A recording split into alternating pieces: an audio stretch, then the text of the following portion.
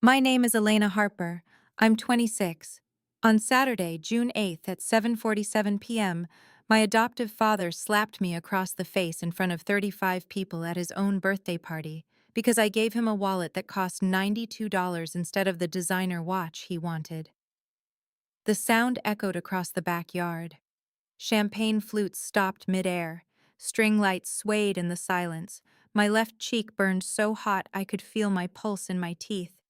"What kind of worthless junk did you give me?" Victor Landon held up the leather wallet like it was contaminated. "Your sister gave me a tag heuer. You give me this?" I'd saved for 3 months. $3.72 every shift at Millie's roadside diner, where I prepped vegetables and scrubbed pans for $13 an hour. I'd walked an hour and a half each way to save bus fare. The wallet was real leather, hand-stitched. I'd checked the craftsmanship twice before buying it. "I thought you needed a new wallet," I said quietly. "You mentioned yours was falling apart." "I mentioned I wanted the Carrera model." Victor's voice was cold, controlled, the voice he used when he wanted everyone to hear. "But you never listen. You've never contributed anything useful to this family." My adoptive mother Karen touched his arm. "Victor, maybe we should—" "No." He cut her off. "Brooke needs to understand that effort without results is just laziness with extra steps." That's what they called me. Brooke. Brooke Landon. I'd been Elena Harper for the first 3 years of my life, but they'd buried that name the same day they finalized the adoption. No one at this party knew my real name. No one knew I existed before the Landons decided I was worth $810 a month in government assistance. Before I go on, if stories about standing up for yourself mean something to you, please hit like and subscribe, and tell me in the comments where you're watching from right now and what time is it there. Sophia laughed. My adoptive sister, their biological daughter, stood by the dessert table in a dress that cost more than I made in 2 months. "Brooke, you're so embarrassing. Even I know Dad wanted the watch." She was wearing the Apple Watch Ultra they'd given her for her 23rd birthday. I'd gotten a used backpack from Goodwill for mine. Victor dropped the wallet on the grass, stepped on it, ground his heel into the leather. I stood there, face burning, hands shaking, while 35 relatives and friends looked everywhere except at me. My Aunt Linda suddenly needed more wine. My Uncle James checked his phone. The neighbors started a conversation about weather. The slap came when I bent down to pick up the wallet. Not hard enough to knock me over, just hard enough to make the point. Hard enough that everyone would remember who was in charge. "Leave it," Victor said. "It belongs in the dirt." I left it. I walked through the back gate, past the pool with the automatic cover, past Sophia's Honda Civic parked in the driveway, past the house where I'd spent 23 years sleeping in a converted storage closet while Sophia had the master bedroom with the bay windows. I didn't cry. I'd learned a long time ago that tears were a currency the Landons didn't accept. Let me take you back 24 years to when I still believed love was something you didn't have to earn. I was 2 years old. My mother, Lauren Harper, was driving me home from daycare on Interstate 77. It was raining. A semi-truck jackknifed across 3 lanes. The police report said she died on impact. I survived with a fractured collarbone and no memory of her face. What I do remember is the smell. Years later, when I was maybe 7 or 8, I found a box in the Landon's attic. Inside was a silk scarf that smelled like vanilla and rain. I didn't know why I started crying when I held it. I didn't know that scent memory is the strongest kind. I didn't know it was hers. I also remember Evelyn Porter. She lived next door to the Landons for 15 years. She was 72 years old, 5 foot 1 inch tall, with hands that always smelled like lavender hand cream. She used to watch me walk to the bus stop at 5:30 in the morning when I was in high school, leaving early to finish my chores before the Landons woke up. "Little star," she'd call me. "You're up so early." I never told her why, but I think she knew. The day after Victor's birthday party, I showed up for my shift at Millie's roadside diner at 5:45 a.m. My cheek had a faint bruise the shape of 4 fingers. I covered it with makeup I'd bought from the dollar store. Rita, the day manager, took one look at me and poured me coffee without asking. "Rough night?" she said. Family party. I tied on my apron, started filling the industrial sink with soapy water. Rita was 56, had worked at Millie's for 19 years, and asked exactly 0 questions when I'd applied 3 months ago with just a high school equivalency certificate and no references. She'd seen the address on my application, Thornwood Apartments, the section with the month-to-month leases and coin laundry. "You moved out," she'd said on my first day. Not a question. "Yes, ma'am." "Good for you." That was it. No follow-up, no prying, just respect for the things I didn't say. I spent 4 hours washing dishes, prepping vegetables for the lunch rush, scrubbing grease traps until my hands were raw. $11.20 after taxes, 44 hours a week, $486 every 2 weeks after they took out rent advance I'd begged for when I first moved. I'd enrolled in the GED program 6 months ago. Night classes on Tuesdays and Thursdays at the community center. After I passed, I was going to apply to the culinary arts program at Central Piedmont Community College. I had $420 hidden in a shoebox under my bed, tip money from the weekend breakfast rushes, cash I'd saved $1 at a time. The Landons didn't know about the shoebox. They didn't know I was studying cooking. They didn't know I woke up every morning at 4:15 a.m. and walked 90 minutes to work because I was choosing this, not because I was trapped. At 2:30 p.m., my phone buzzed. Unknown number. "Brooke, this is your mother." "Karen. Not my mother. Never my mother."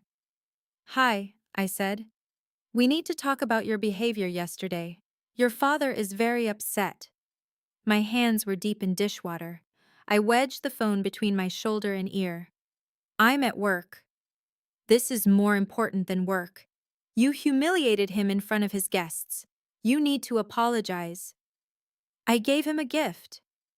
"You gave him garbage." Karen's voice was sharp. "And then you made a scene by walking out. Sophia is embarrassed. She told her friends her sister doesn't know how to behave in public." The water in the sink had gone cold. I pulled the plug, watched it drain. "I have to go," I said. "We expect you for dinner on Sunday. 6 o'clock. Wear something presentable." She hung up before I could respond. Rita was standing in the doorway. She'd heard everything. "You don't have to go," she said quietly. "I know." But I went anyway. Because some part of me, the part that was still 3 years old and looking for a mother who smelled like vanilla and rain, thought maybe this time would be different. Sunday dinner at the Landons was served at exactly 6 o'clock in the formal dining room with the crystal chandelier and china plates that cost $47 each. I knew because I'd had to hand wash them for 9 years before they decided I was competent enough to use the dishwasher. I wore the one dress I owned that didn't have stains. Black, polyester, purchased from a clearance rack for $18. Sophia wore Reformation. She told me the price, $178, before I even sat down. Victor waited until we'd finished the salad course. "Your mother tells me you were disrespectful on the phone." "I was at work," I said. "I told her I had to go." "You hung up on her." "She hung up on me." Victor set down his fork. The sound of metal on china was very loud. "That's not how I heard it." I looked at Karen. She was studying her plate. "Are you calling me a liar?" Victor's voice was quiet, dangerous. This was the dance. The script I'd learned over 23 years. Disagree, and I was disrespectful. Agree, and I was admitting fault. Stay silent, and I was sulking. "No," I said. "No what?" "No, sir." He smiled. Not the kind of smile that reaches eyes. "Good. Then you'll apologize to your mother and to me and we'll move on." Something had shifted in me since the slap. Something small but permanent, like a bone that healed wrong and wouldn't bend the same way anymore. "I apologize," I said. But I didn't mean it. And for the first time, I didn't care that they knew. The rest of dinner was silent except for Sophia talking about her summer internship at a marketing firm. Paid $1,500 a month, plus Valuable experience. The Landons had gotten her the position through their church connections. No one asked about my job. No one asked about the GED classes. No one asked about my face, which still had the faint shadow of bruise even under makeup. I left at 7:43 p.m., walked to the bus stop 6 blocks away because I'd given up asking them for rides. Evelyn Porter was sitting on her porch when I passed her house. "Little star," she called. "Come here a minute." I climbed her steps, sat in the wicker chair that creaked under my weight. "I saw what happened at that party," Evelyn said. "Through my window." My throat went tight. "It's fine. It's not fine. It's never been fine." She reached over, patted my hand. Her fingers were cool and papery. "How long have you been out of that house?" 3 months. "Good girl." She was quiet for a moment. "Your mama would be proud." I froze. "You knew my mother?" "I knew of her. Lauren Harper. Car accident on I-77, June 2003. You were 2 years old. I read about it in the paper." Evelyn's eyes were sharp despite her age. "I also read about the adoption. Title IV, e-assistance, $810 a month for special needs adoption. You had a fractured collarbone from the crash. That qualified as special needs." The number hit me like cold water. $810? Every month for 23 years. Evelyn did the math out loud. "That's $223,560. Government money meant for your care, your education, your medical needs." I thought about the storage closet, the Goodwill backpack, the fact that I hadn't seen a doctor since I was 14 because Karen said I was too expensive to insure. "They kept it," I whispered. "Every penny." Evelyn stood up slowly, joints cracking. "Come inside. I have something to show you." Her living room smelled like lavender and old books. She pulled a manila folder from her desk drawer. Inside were printouts, newspaper clippings, documents. "I've been keeping records," Evelyn said. 15 years worth. Every time I saw you leave for school in January wearing a jacket too thin for winter. Every time I saw Sophia get a new car while you walked. Every time I heard him yelling through the walls." She pulled out a photograph. Me at maybe 8 years old, taking out the trash in pajamas at 6 a.m. in December. Frost on the ground. No coat. "I'm old," Evelyn said, "but I'm not blind, and I'm not going to die without doing something about this." She handed me a business card. "Attorney Marcus Webb, family law specialist in Charlotte." "He's expecting your call," Evelyn said. "I already talked to him, told him everything I've seen. He thinks you have a case, adoption fraud, financial exploitation, maybe more." My hands were shaking so hard I almost dropped the card. "I don't have money for a lawyer. He's working pro bono. He does 1 case a year for free. This year, it's yours." Evelyn squeezed my shoulder. "Your mama didn't leave you money, little star, but she left you a name. Elena Harper. It's time to take it back." I called Marcus Webb the next morning at 8:12 a.m. From the back parking lot of Millie's during my break. He answered on the second ring. "This is Marcus." "My name is Elena Harper," I said. The name felt strange and right in my mouth. "Evelyn Porter gave me your number." "Elena, yes. I've been hoping you'd call." His voice was warm, professional. "Evelyn told me about your situation. I'd like to meet with you. Are you free this week?" "I work every day except Monday." "Monday works. My office. 10 a.m. Bring any documents you have. Birth certificate, social security card, adoption papers." "I don't have any of those things." There was a pause. "They never gave them to you?" "No." I could hear him writing. "Okay. That's actually helpful. We'll request them through the proper channels. Elena, I want to be clear about something. This is going to be difficult. The Landons will fight back. They'll say things about you. They'll try to discredit you. Are you prepared for that?" I thought about the slap, the wallet in the dirt, 23 years of being told I was worthless. "Yes," I said. "I'm prepared." Monday morning, I took the bus to downtown Charlotte. Marcus Webb's office was on the 14th floor of a glass building with a lobby that smelled like expensive coffee. He was younger than I expected, maybe 40, wire-rimmed glasses, kind eyes. "Elena," he said, shaking my hand, "thank you for coming." He sat across from me with a legal pad and pen. "Tell me everything. Start from the beginning." So I did. The storage closet, the chores, the fact that Sophia got everything while I got nothing, the missing documents, the slap at the party. Marcus took notes, didn't interrupt. When I finished, he set down his pen. "Here's what I think happened," he said. "The Landons adopted you specifically for the Title IV-E subsidy. It's not uncommon.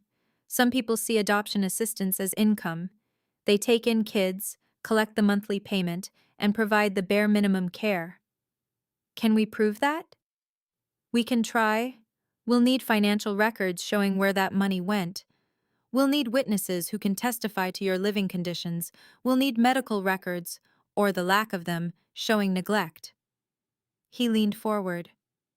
"The bigger question is the adoption itself. If your biological father didn't voluntarily give up his rights, the adoption could be invalid." My father? I'd never heard anyone mention a father.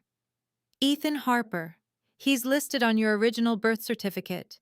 According to the court records, he signed a voluntary relinquishment of parental rights 3 days before your mother died." Marcus pulled out a document. "But I've been looking into Ethan Harper. He's alive, living in Asheville, works as a carpenter. And when I called him last week, he told me something interesting." My heart was pounding. "What?" "He never signed anything. He didn't even know Lauren had died until 6 months after the accident. He tried to find you, spent 2 years searching, but by then, the adoption was finalized and sealed." The room tilted. "They forged his signature?" "That's my theory. I've requested the original relinquishment document for handwriting analysis. If the signature is forged, the adoption is void. Everything the Landons did, keeping the subsidy money, withholding your identity, all of it, becomes fraud." I sat there, trying to process. 23 years. My entire life. "There's something else," Marcus said quietly. "I pulled the court records from your adoption. There was a social worker assigned to your case, Marcus Hale. He approved the placement despite some concerns noted by the foster care agency. 3 days before the adoption was finalized, Marcus Hale received a wire transfer of $6,200 from Victor Landon's personal bank account. He bribed him. It looks that way. I've contacted the district attorney's office. They're opening an investigation." I couldn't breathe. "What happens now?" "Now we file a petition to void the adoption based on fraud. We subpoena the financial records. We depose the Landons and Marcus Hale, and we wait for the court date." He smiled. "Elena, this is going to take months, maybe a year, but at the end of it you'll have your name back, your identity, and if we're lucky, restitution for the funds they stole." I walked out of that office at 11:47 a.m. into bright June sunshine. The city looked different, sharper, like I was seeing it for the first time without a film over my eyes. The Landons found out about the lawsuit on a Wednesday. I know because Victor called me at 2:33 p.m. while I was prepping onions at Millie's. "What the hell have you done?" he shouted into the phone. I put him on speaker, kept chopping. "I filed a lawsuit." "For what? You have nothing. You are nothing. We took you in when no one else wanted you. You took me in for $810 a month." Silence. Then, "You're insane. Who's been filling your head with this garbage?" "My lawyer, Marcus Webb. You'll be hearing from him soon." "You can't afford a lawyer." "Pro bono. He thinks I have a strong case." I scooped the onions into a container, started on the peppers. Adoption fraud, financial exploitation, forgery, bribery of a public official. Did I miss anything? Victor's voice dropped to something dangerous. "If you go through with this, you're done. No family, no support, nothing. I've had nothing for 23 years, I'm used to it. You'll regret this." Maybe, but you'll regret it more.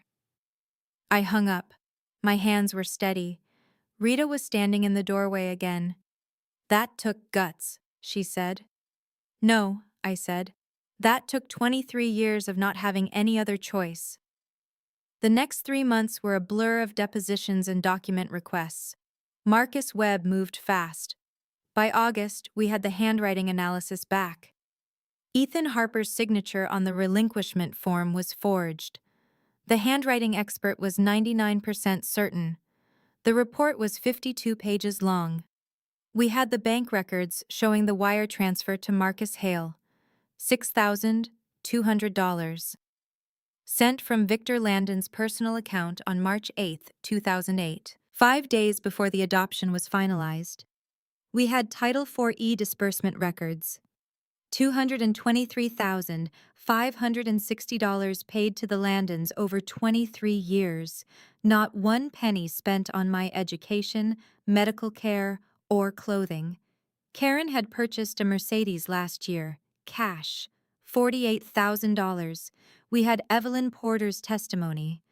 15 years of observations, photographs, dates, times, the unequal treatment, the neglect, the slap at the birthday party that she'd witnessed through her kitchen window. And we had Ethan Harper, my biological father. A man I'd never met who'd spent 2 years trying to find me before giving up, thinking I was happy somewhere with a new family. I met him in September. Marcus arranged it at a coffee shop in Asheville. Neutral territory. Ethan was 49 years old, tall, calloused hands from carpentry work. He had my eyes. Same gray-green color, same shape. He cried when he saw me. You look just like Lauren. I didn't know what to say. 24 years of missing. 24 years of lies. I tried, he said. I swear to God I tried to find you. But they told me the adoption was sealed. They told me you were better off. I believed them. It's not your fault, I said. I should have fought harder. He pulled out a photograph. My mother, Lauren Harper, dark hair, bright smile, holding a baby, me, wrapped in a yellow blanket. She loved you so much. She would have fought for you. She would have never stopped. I took the photograph, stared at the woman I didn't remember. What was she like? Fierce, stubborn, terrible at cooking, but she tried anyway. He smiled through tears. She used to sing to you, made up songs, called you her little star because you were born at 2:47 in the morning. Little star. Evelyn had called me that. She must have known. I want you to know, Ethan said carefully. I'm not trying to replace anything. I know I'm a stranger to you. But if you'll let me, I'd like to get to know you. Maybe have coffee sometimes. Maybe I could come to your court hearing. I nodded. Couldn't speak past the lump in my throat. We had coffee 3 more times before the court date. He told me stories about my mother, about their plans for the future that got cut short on a rainy day on Interstate 77, about how he'd kept every baby photo he had of me, hoping someday he'd find me again. He never once asked me for anything, never pressured me, just offered space for me to exist without expectation. It was the kindest thing anyone had ever done for me. The court hearing was scheduled for December 14th at 10 a.m., Family Court, Charlotte, North Carolina. Judge Marissa Caldwell presiding. I wore the black dress, the $18 one. It was the best I had. The Landons arrived with their lawyer, expensive suits, confident expressions. Sophia sat in the back row, scrolling on her phone. Ethan sat behind me, Evelyn beside him. Rita had closed the diner to come. Marcus sat at the table with me, organized stacks of documents in front of him. Judge Caldwell was in her 50s, sharp eyes, no-nonsense demeanor. We're here regarding case number FL20258-847, Elena Harper versus Victor and Karen Landon, petition to void adoption based on fraud. She looked at Marcus. Counselor, you may proceed. Marcus stood. Your Honor, Elena Harper was adopted by the Landons in March of 2008 when she was 3 years old. The adoption was facilitated through a forged relinquishment of parental rights and a bribed social worker. For 23 years, the Landons collected $223,560 in Title IV adoption assistance while providing substandard care and withholding Elena's identity documents. We're asking this court to void the adoption and order full restitution. The Landons' lawyer, a man named Richard Thorpe, stood. Your Honor, this is a vindictive action by a troubled young woman who's had difficulty adjusting to adult life. The Landons provided excellent care. They raised Miss Brooke as their own daughter. My name is Elena, I said quietly. Judge Caldwell looked at me. You'll have your chance to speak, Miss Harper. The next 2 hours were testimony. Marcus called Evelyn first. She walked to the witness stand slowly, leaning on her cane. Mrs. Porter, how long have you lived next door to the Landons? Marcus asked. 15 years. And during that time, did you observe how they treated Elena Harper? I did. Evelyn's voice was steady. The girl slept in a storage closet, 6 feet by 8 feet. No window. One bare bulb. I know because I saw it once when I brought over mail that was delivered to my house by mistake. Karen showed me around, proud as anything, but she didn't open that door. Elena opened it later when she thought no one was looking. What else did you observe? Unequal treatment. Sophia, their biological daughter, got a car for her 16th birthday. Elena walked. Sophia got designer clothes. Elena wore thrift store items. Sophia went to private school. Elena went to public school until she dropped out to work full-time because the Landons said they couldn't afford to support her anymore. Did you witness the incident on June 8th of this year? I did. Through my kitchen window. I saw Victor Landon slap Elena across the face because she gave him a birthday gift he didn't like. 35 people there. No one stopped him. Thorpe tried to object. Judge Caldwell overruled him. Marcus called Ethan next. He testified about the forged signature, about spending 2 years searching for me, about never consenting to give up his parental rights. Then Marcus put the documents on the projector. The Title IV disbursement summary, $223,560 in bright green highlight. The wire transfer to Marcus Hale, $6,200, 5 days before the adoption. The handwriting analysis, 52 pages concluding the signature was forged with 99.9% certainty. Finally, Marcus called me. I walked to the witness stand, raised my right hand, swore to tell the truth. Elena, tell the court about your living conditions in the Landon home, Marcus said. I told them. The storage closet, the chores starting at 5:30 every morning, the fact that I'd never seen a doctor after age 14, the fact that I didn't have my birth certificate, social security card, or any identity documents, the fact that I'd been called Brooke for 23 years, despite being born Elena Harper. Did the Landons ever explain why you were treated differently than Sophia? No, but I figured it out eventually. I was worth $810 a month. Sophia wasn't. Thorpe stood. Objection. Speculation. Overruled, Judge Caldwell said. Continue, Miss Harper. On June 8th, Victor slapped me in front of 35 people because I gave him a wallet that cost $92 instead of a designer watch. I'd saved for 3 months. I walked an hour and a half each way to work to save bus fare. The wallet was real leather. He threw it on the ground and stepped on it. What did you do? I picked it up and left. I haven't been back since. Marcus nodded. Thank you, Elena. No further questions. Thorpe approached. Miss Harper, or Miss Landon, as you've been known, isn't it true that you've struggled with employment, that you dropped out of high school, that you've made poor financial decisions? I didn't drop out. I got my GED. I work 44 hours a week as a prep cook. I'm enrolled in culinary school starting in January, and my financial decisions are fine considering I've had zero support since I turned 18. The Landons provided you a home. The Landons provided themselves $810 a month. I just happened to live there while they collected it. Judge Caldwell interrupted. Mr. Thorpe, do you have any evidence to refute the handwriting analysis? The bank records?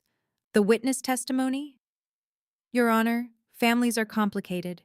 Just because the Landons made mistakes doesn't mean… Mistakes? Judge Caldwell's voice was ice. Forgery is a felony. Bribery of a public official is a felony. Financial exploitation of a minor is a felony.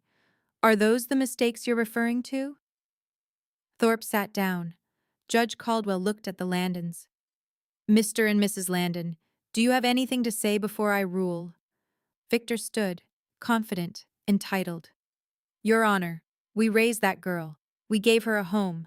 We gave her opportunities. If she's unhappy, that's her problem, not ours. Karen grabbed his arm. Victor, don't… No, she needs to hear this. He turned to me. You've always been ungrateful, always causing problems.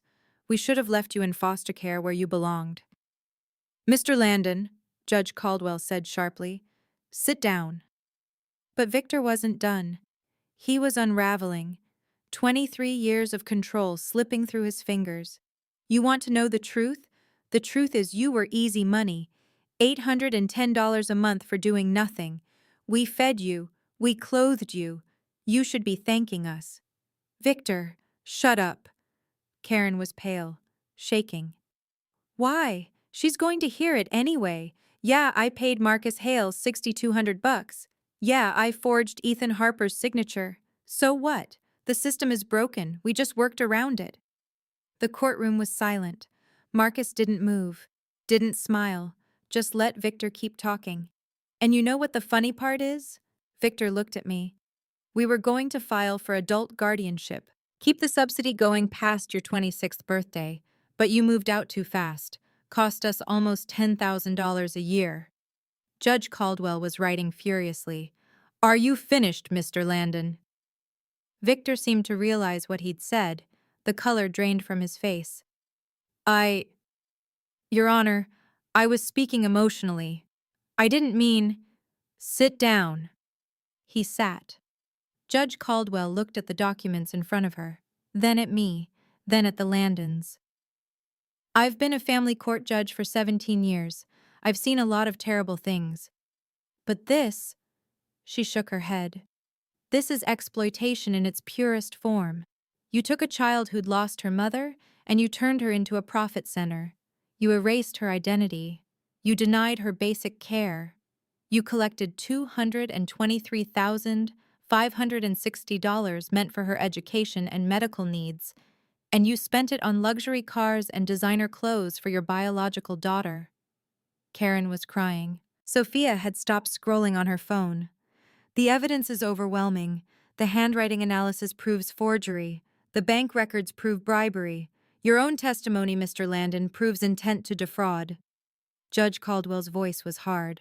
I am voiding the adoption ab initio, meaning it never legally existed. Elena Harper's original birth certificate will be restored. Ethan Harper's parental rights are reinstated. Ethan made a sound behind me. Relief or grief, I couldn't tell. Furthermore, I am ordering Victor and Karen Landon to pay full restitution of $223,560 plus interest and legal fees. The case is being referred to the district attorney for criminal prosecution. And I am issuing a protective order preventing the Landons from contacting Elena Harper in any capacity.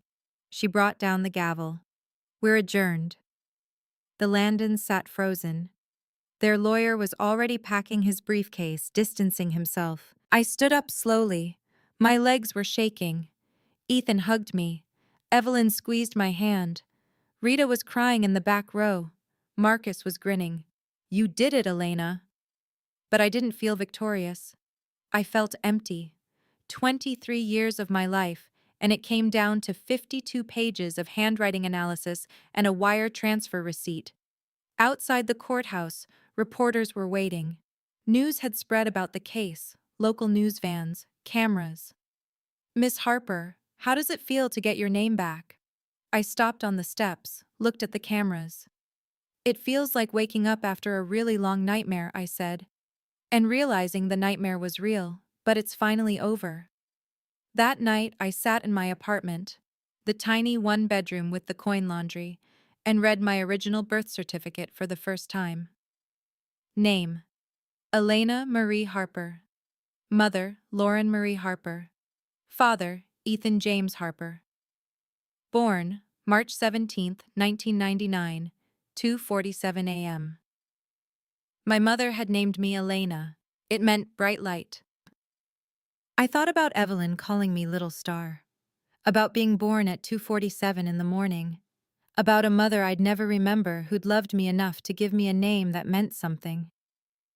6 months later, I graduated from the culinary arts program at Central Piedmont Community College. Top of my class. 3.9 GPA. Ethan came to the ceremony. So did Evelyn and Rita.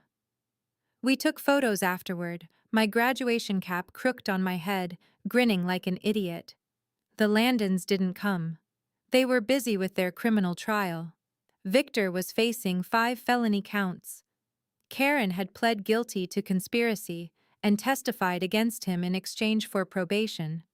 Sophia sent me a text 2 weeks after the court hearing.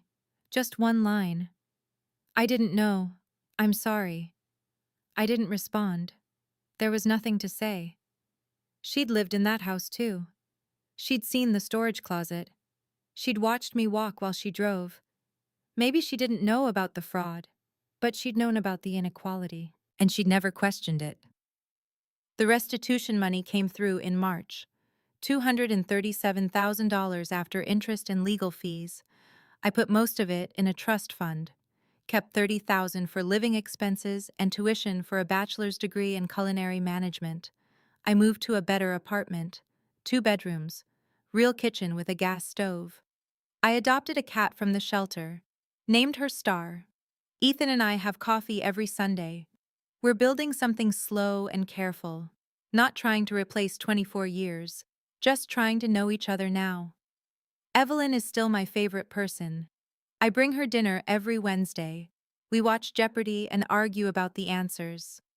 I still work at Millie's roadside diner. Rita promoted me to sous chef. I run the kitchen on weekends. If you're watching this and you've ever felt like you're not enough, like you're taking up too much space, like you owe someone for basic care, you don't. You never did. You're not a paycheck. You're not a burden. You're a person who deserves to exist without apology. And if someone tries to tell you otherwise, remember this: their cruelty is about their character, not your value. I think about my mother sometimes, Lauren Harper, the woman who drove me home from daycare on a rainy day and never made it. I think about the name she gave me, Elena. Bright light. I'm trying to live up to it. The end. If you've ever had to choose yourself over someone who should have chosen you first, type "I chose me" in the comments. Or if you're still building the courage to walk away, type "I'm getting there." Both are valid. Both matter. If this story meant something to you, check the description for more stories about finding your voice when the world tries to silence it. Thank you for being here.